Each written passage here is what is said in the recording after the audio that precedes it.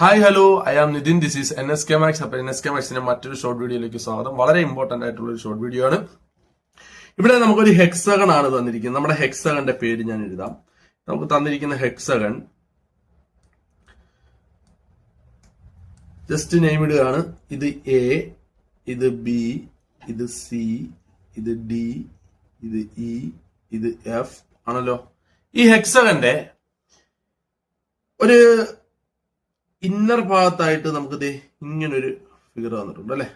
ഇതിന്റെ ആർക്ക് total perimeter ആണ് നമുക്ക് കണ്ടുപിടിക്കേണ്ടത്. ഈ വരച്ചിരിക്കുന്ന നക്ഷത്രം പോലത്തെ സാധനത്തിന്റെ ടോട്ടൽ പെരിമീറ്റർ അല്ലെങ്കിൽ സർക്കംഫറൻസ് ആണ് കണ്ടുപിടിക്കേണ്ടത്. നമുക്കറിയാം ഇത് ഏരിയ ഓഫ് സെക്ടർ അല്ലെന്നുണ്ടെങ്കിൽ ആർക്ക് ലെങ്ത് നമ്മുടെ 9ാം ക്ലാസ്സിലെ പാർട്സ് ഓഫ് സർക്കിൾ എന്ന് പറയുന്ന ചാപ്റ്ററിന്റെ അകത്തുള്ളതാണ്.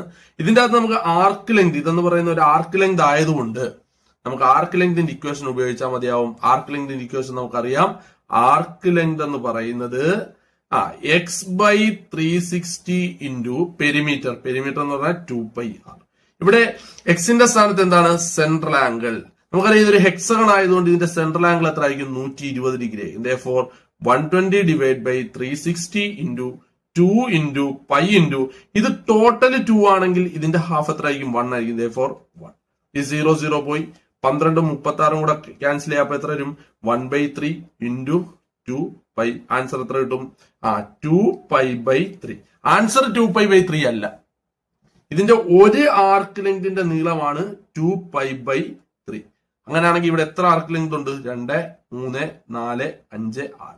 അപ്പൊ ആൻസർ എത്ര വരും? 2π/3 into 6 that is equal to എത്ര വരും? ഇതും കൂടെ ക്യാൻസൽ ചെയ്യാൻ 2 that is equal to answer 2 into 2 2π എന്നായിരിക്കും ഇതിന്റെ ടോട്ടൽ സർക്കംഫറൻസ്.